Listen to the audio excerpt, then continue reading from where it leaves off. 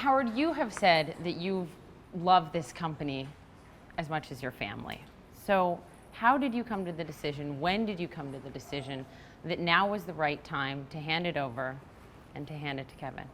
Well, Kevin and I have worked together both on the board and then the last 2 years as he's been in the company as the president and CEO for almost 10 years now.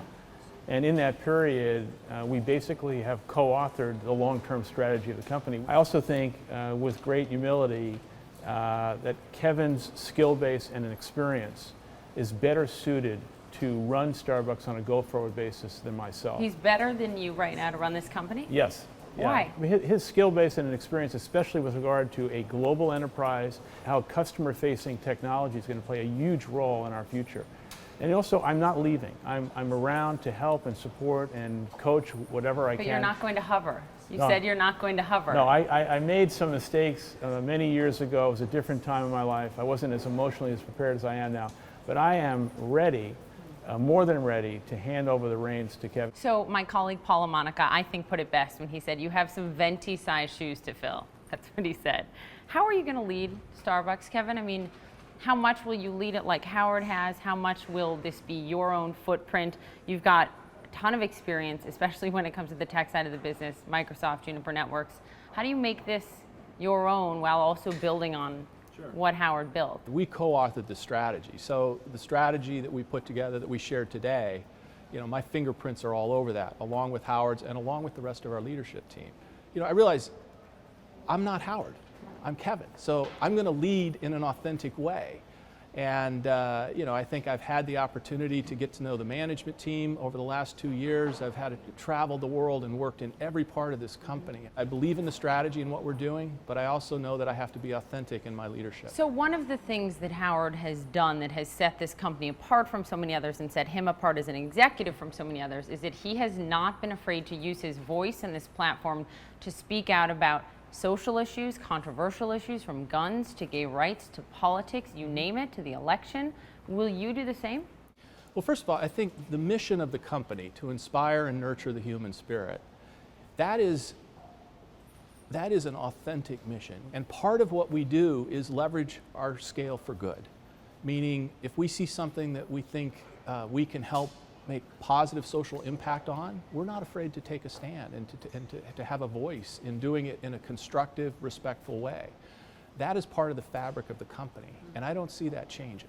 Howard, when you took a step back in 2000, the company eventually floundered, so much so you had to come back. You came back in 2008, you turn it around. What tells you that's not going to happen this time? I think that was during the cataclysmic financial crisis in America and around the world, which had a significant impact on Starbucks.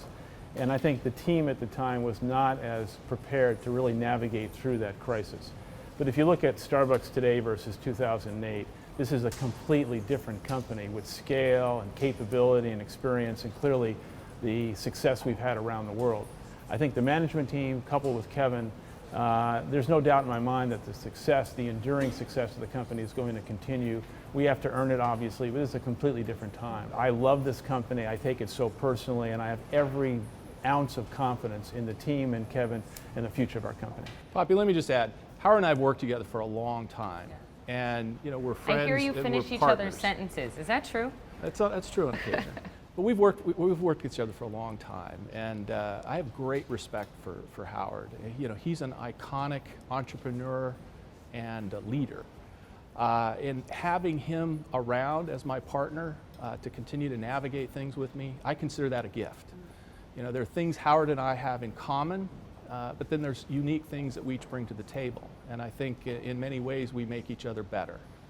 You have spoken publicly a little bit about a brush with cancer when you were at Juniper. And it's part of the reason that you left, because you wanted to really have something, lead something, and you've called this company a gift. How does that all play out now that you're at the top? Well, I think that there are moments in one's life that are clarifying moments that prompt you to step back and say, what am I going to do with the precious time that I have on this planet, and how do I make it count?